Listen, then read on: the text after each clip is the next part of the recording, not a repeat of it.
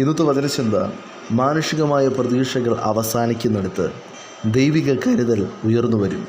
ഈ നല്ലൊരു പ്രഭാതത്തിൽ വചനം ശ്രമിക്കുന്ന പ്രിയ ദൈവജനമേ, ആരൊക്കെ താങ്കളെ ഒതുക്കുവാൻ നോക്കിയാലും വാക്തത്വമുള്ളവൻ ഉയർത്തപ്പെടും. മനുഷ്യനല്ല നിന്നെ തിരഞ്ഞെടുത്തത്, ദൈവമാണ് നിന്നെ തിരഞ്ഞെടുത്തത്. ആകയാൽ ധൈര്യത്തോടുകൂടെ മുന്നേറുക. മാനുഷികമായ പ്രതീക്ഷകൾ അവസാനിക്കുന്നിടത്ത് ദൈവിക കരുതൽ വെളിപ്പെടും. നയിൻ പട്ടണത്തിലെ വിധവയ്ക്ക് വിളിച്ചു പറയുവാൻ ഒരു സന്ദേശമുണ്ട്. നയിൻ പട്ടണത്തിലെ വിധവ ഇപ്രകാരം വിളിച്ചു പറയും: എൻ്റെ ഏകജാതനായ മകൻ മരിച്ചു കിടന്നപ്പോൾ സകല പ്രതീക്ഷകളും അസ്തമിച്ചപ്പോൾ ഇനി ഒരു ഉയർത്തെഴുന്നേൽപ്പ് സാധ്യമില്ല എന്ന് സകല മനുഷ്യരും വിളിച്ചു പറഞ്ഞപ്പോൾ സകല മനുഷ്യരും എല്ലാം അവസാനിച്ചു. മകനെ കൊണ്ട് കുഴിച്ചിടുക എന്ന് പറഞ്ഞ് ജ്ഞാനിയായ മനുഷ്യരൊക്കെയും ശവമഞ്ചത്തു നിന്ന് മാറി അക്കരെ നിന്നപ്പോൾ എല്ലാവരും കൈവിട്ട സാഹചര്യത്ത് വഴിയാത്രയിൽ കർത്താവ് യേശു ക്രിസ്തു ശവമഞ്ചത്തിനെതിരെ കടന്നു വരുന്നു. കർത്താവ് യേശു ക്രിസ്തു ശവമഞ്ചത്ത് തൊട്ടു. വിധവയുടെ മകൻ എഴുന്നേറ്റ് സംസാരിപ്പാൻ തുടങ്ങി. വിലാപയാത്ര നൃത്തമായി മാറി. വചനം ശ്രവിക്കുന്ന പ്രിയ ദൈവജനമേ, യേശു ക്രിസ്തു വിധവയുടെ മകനെ ഉയർപ്പിച്ചുവെങ്കിൽ നമ്മുടെ ജീവിതത്തിലും മാനുഷികമായ സകല പ്രതീക്ഷകളും അവസാനിക്കുന്നിടത്ത് നമുക്ക് വേണ്ടി നീതി സൂര്യനായ കർത്താവ് യേശു ക്രിസ്തു കടന്നു വരും. അസാധ്യങ്ങളെ സാധ്യമാക്കും. വർഷങ്ങളാൽ പ്രാർത്ഥിക്കുന്ന പ്രാർത്ഥനാ വിഷയങ്ങൾക്ക് കർത്താവ് മറുപടി നൽകുവാനിടയാകും.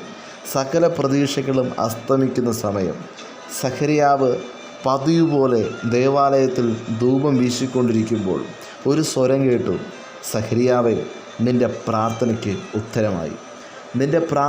ഉത്തരമായി എന്ന ദൈവശബ്ദത്തിനോട് സഖരിയാവ് പ്രതികരിച്ചത്: ഞാൻ വൃദ്ധനും എൻ്റെ ഭാര്യ വയസ്സ് ചെന്നവളുമല്ലോ എന്നായിരുന്നു.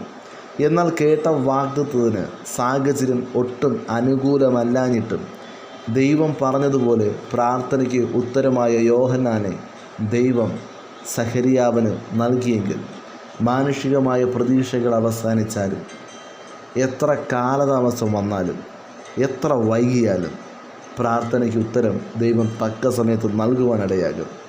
പ്രാർത്ഥിക്കുന്നവനെതിരെ ഒരു വൻ സൈന്യം പാളയമിറങ്ങിയാലും പ്രാർത്ഥിക്കുന്നവൻ മനുഷ്യരെയല്ല ദൈവത്തെ നോക്കുവാനിടയാകും. മനുഷ്യരിലേക്ക് പ്രതീക്ഷ വയ്ക്കുകയല്ല, ദൈവത്തിൽ ആശ്രയിക്കത്രേ വേണ്ടത്.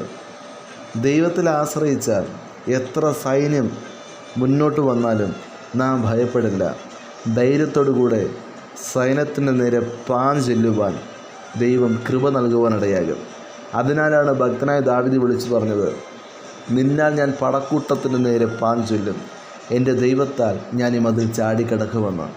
അഭിഷേകമുള്ളവൻ സൈന്യത്തിന് നേരെ പാഞ്ഞു ചെല്ലും. പ്രാർത്ഥിക്കുന്നവൻ പാളയത്തിലിറങ്ങിയ സൈന്യത്തെ കണ്ട് ഭയപ്പെടില്ല, ഓടിപ്പോകുകയില്ല. കാരണം അഗ്നിമയമായ സ്വർഗീയ സൈന്യം പാളയത്തിലിറങ്ങും. നമ്മുടെ ശത്രു അടുക്കാതെ വണ്ണം നമ്മെ സംരക്ഷിപ്പാൻ ദൈവം തൻ്റെ ദൂതനെ നമുക്കായി ഇറക്കും. അതിനാൽ നാം സൈന്യത്തെ കണ്ട് ഭാരപ്പെടേണ്ട ആവശ്യമില്ല.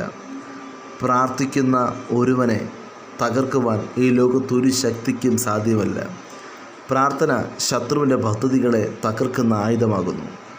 ഭക്തനായ എലീശ പ്രാർത്ഥിക്കുമ്പോൾ അരാം സൈന്യത്തിലെ സകല നീക്കങ്ങളും പ്രാർത്ഥനാ റൂമിൽ എലീശയ്ക്ക് വെളിപ്പെട്ടതുപോലെ പ്രാർത്ഥിക്കുന്നവൻ്റെ മുൻപിൽ ശത്രുവിൻ്റെ സകല പദ്ധതികളും പൊളിയുവാനിടയാകും. മനുഷ്യരിലേക്ക് പ്രതീക്ഷകൾ വയ്ക്കുന്നവൻ പരാജയപ്പെടുവാനിടയാകും. മനുഷ്യരിലാണ് നാം പ്രതീക്ഷ വയ്ക്കുന്നതെങ്കിൽ നമുക്ക് ഒറ്റപ്പെടലുണ്ടാകും, അവഗണനയുണ്ടാകും, നമ്മെ തള്ളിക്കളയും, നമ്മെ പരിഹസിക്കും. എന്നാൽ ദൈവത്തിലാണ് നാം ആശ്രയിക്കുന്നതെങ്കിൽ ദൈവത്തിൽ നിന്ന് അഭിഷേകം നമ്മിലേക്ക് നിറയും. ദൈവത്തിൽ നിന്ന് നാം അഭിഷേകം പ്രാപിച്ചാൽ ദൈവത്തിൽ നിന്ന് പ്രാപിക്കുന്ന അഭിഷേകത്തെ, ദൈവഹിതത്തെ തകർക്കുവാൻ ഒരു ശത്രുവിനും സാധ്യമല്ല. ആകയാൽ മാനുഷികമായ പ്രതീക്ഷകൾ അവസാനിപ്പിച്ച് ദൈവിക കരുതലിനായി, ദൈവിക പദ്ധതിക്കായി ദൈവത്തിൽ പൂർണ്ണമായി ആശ്രയിക്കാം. ഈ നാളുകളിൽ ഭയപ്പെടാതെ ദൈവത്തിൽ ആശ്രയിച്ച് മുന്നോട്ട് ചലിപ്പാൻ വചനം ശ്രവിക്കുന്ന ഏവർക്കും കർത്താവ് കൃപയും അധികാരവും നൽകുമാറാകട്ടെ. God bless you. ആമേൻ.